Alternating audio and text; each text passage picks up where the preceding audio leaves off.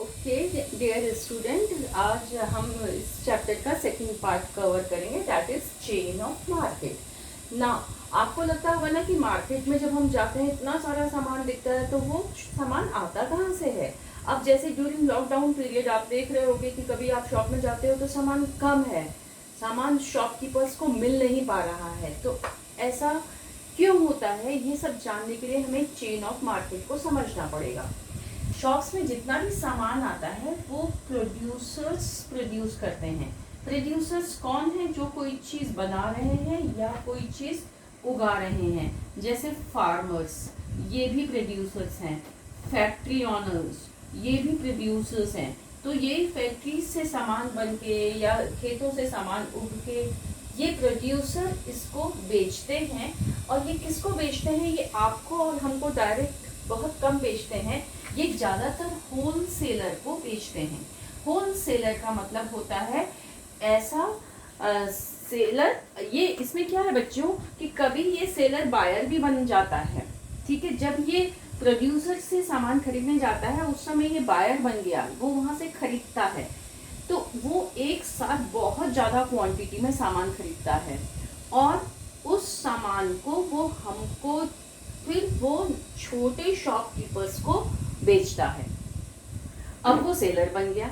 जब वो प्रोड्यूसर से खरीद रहा है दैट टाइम वो बायर है, और जब वो रिटेलर को बेच रहा है उस समय वो सेलर है। सेम वे जब आप देखेंगे कि रिटेलर जो है वो होलसेलर से खरीद रहा है दैट टाइम वो बायर है, और जब वो हमको बेच रहा होता है तो वो सेलर बन जाता है। तो ये रिटेलर होलसेलर से सामान खरीदता है। होलसेलर क्विंटल्स के हिसाब से, बहुत टन्स के हिसाब से सामान खरीदते हैं, फिर वो रिटेलर्स को बेचते हैं और रिटेलर्स डायरेक्ट कंज्यूमर को बेचते हैं। कंज्यूमर्स कौन होते हैं? कंज्यूमर्स हम हैं, वी आर, जो डायरेक्ट सामान को यूज कर रहे हैं उनको कंज्यूमर कहते हैं। जैसे हमने सब्जी खरीदी और डायरेक्ट यूज कर ली तो हम कंज्यूमर हैं। हमने सपोज कि एक फेस क्रीम ली, शैम्पू लिया और डायरेक्ट यूज कर लिया तो हम कंज्यूमर हैं। Consumer are those who are directly consuming the thing. So ये चेन ऑफ मार्केट बनी, प्रोड्यूसर से होलसेलर के पास गई, होलसेलर से रिटेलर के पास गई और रिटेलर से कंज्यूमर के पास गई। इसको ही हम चेन ऑफ मार्केट कहते हैं।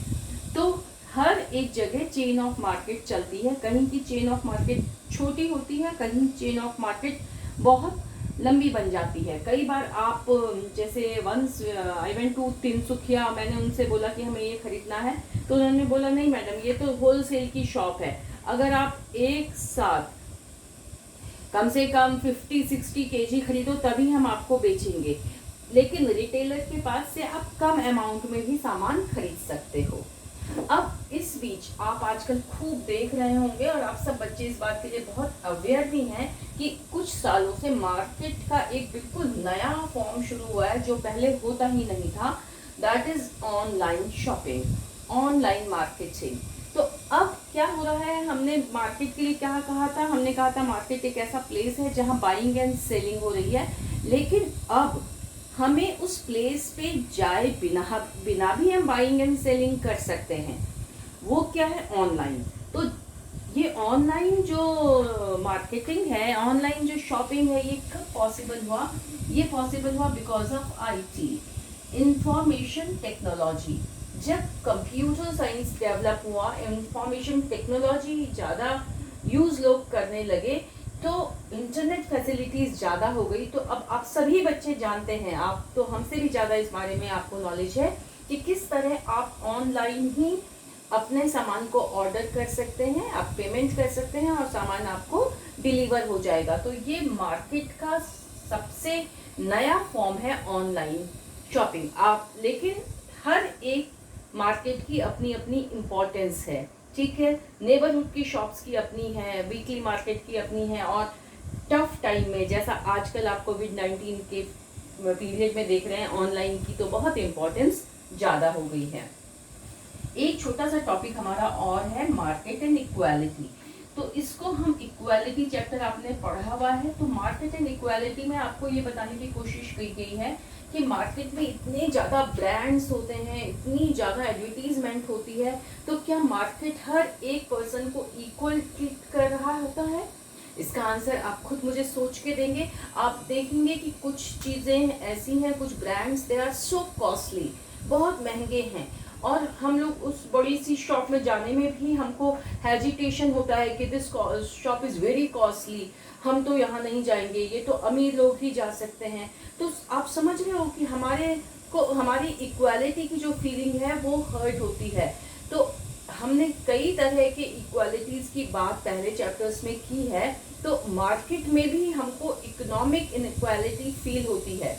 कई सारे ब्रांड हम सोच के ही ये हम उस शॉप में नहीं जाते या उस शॉप को नहीं देखते, क्योंकि हमें लगता है कि हम उसको लेने के हमारे पास उतनी कैपेसिटी नहीं है। तो मार्केट भी इक्वालिटी को डिस्टर्ब करता है। डेमोक्रेसी में सारी चीज़ें एक जैसी नहीं बिक रही हैं, और कई बार कुछ ग्रुप्स को ये कॉम्प्लेक्स आने लगता है कि we are not treated equally because of their different economic background, different economic status. Market equality को स्टैब्लिश नहीं कर रहा होता है आजकल के ज़माने में।